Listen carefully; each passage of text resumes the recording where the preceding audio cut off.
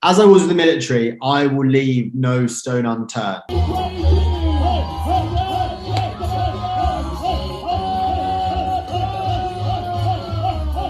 Yeah. And I will do absolutely everything in my power to be as good as I possibly can be. And I love following process. Today on the podcast, we've got not only a former soldier, but turned professional athlete, Tom Evans. Tom, welcome to the podcast. Hello. How are you? Nice to finally see you. Yeah, good. To be honest, I've been trying to reach out, or I was planning to reach out for you for a while. Obviously, the link is there with Vet I Run and you being ex-Welsh Guards. So I think it's a perfect step to start or kickstart the podcast series with yourself, really. So first, before we start, obviously we know that there's a few races that you could have been in lately that you haven't been, and that's because of injury. Do you want to discuss what's going on with your injury at the moment?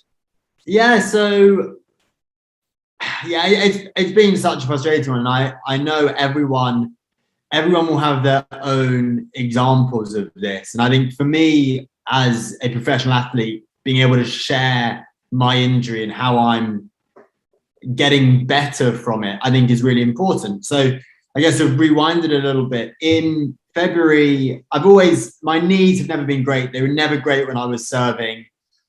I found just taking a knee incredibly uncomfortable a lot of the time. So I ended up just in sort of anti-aircraft position with my Bergen right back as much as I could. So, and using my knees as an excuse. And yeah, after every long race I've done, my knees have always been a little bit sore for a little bit of time after. If I ever get any niggles, it's normally around my knee and my calf. And things sort of just through lockdown sort of started getting a little bit more difficult and not getting as much physio as I would normally get.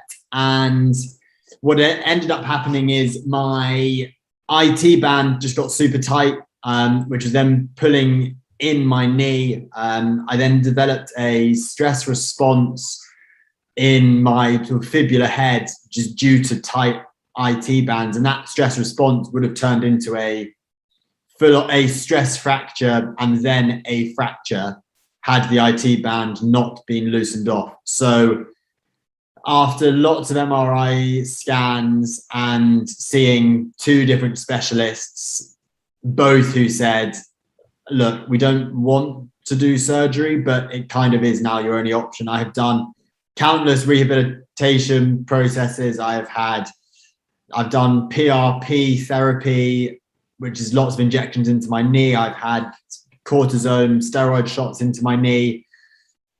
I kind of felt like I had done everything within my control to do. I'd stopped running, I'd stopped cycling, and by the end of it, I couldn't walk pain-free. And yeah, life is more than just running, and I can't afford to not be pain-free in day-to-day life. And yeah, you take with the good with the bad, and yes, there will be times when things are a bit sore, which is fine.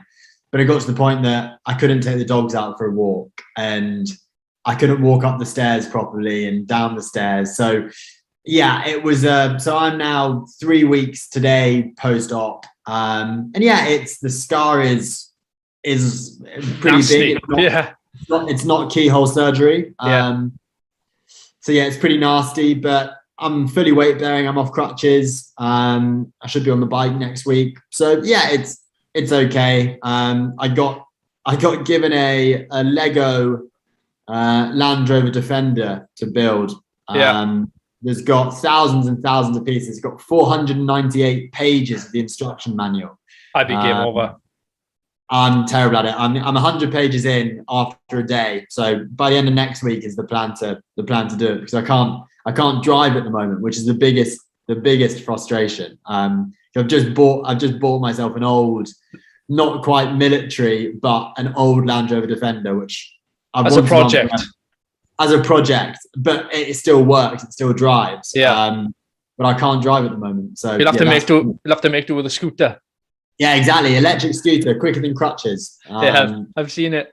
With an aero bike helmet, because every little helps. Yeah, it's class though. It's just got me out of the house. Yeah, I was just so frustrated that I couldn't do anything. I couldn't leave the house. If I was on my, I can't drive anywhere. We're not where we live. Yeah, it's not in the middle of nowhere, but yeah, it's a mile to wherever you want to go, at least. So I'm not doing that on crutches. No, that'll be hard work.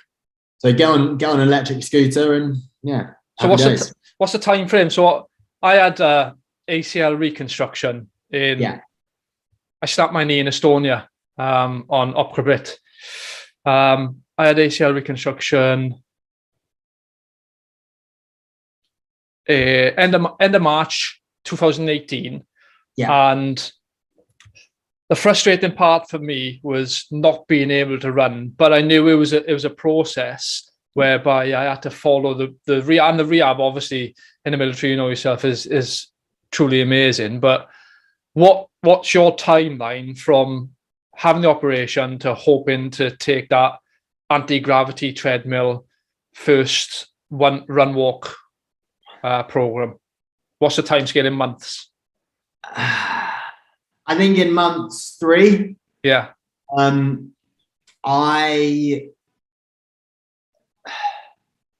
very good.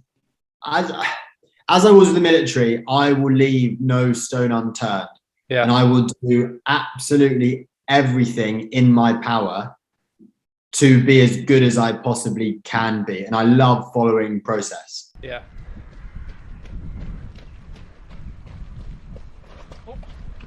Road shoes, this is going to be fun.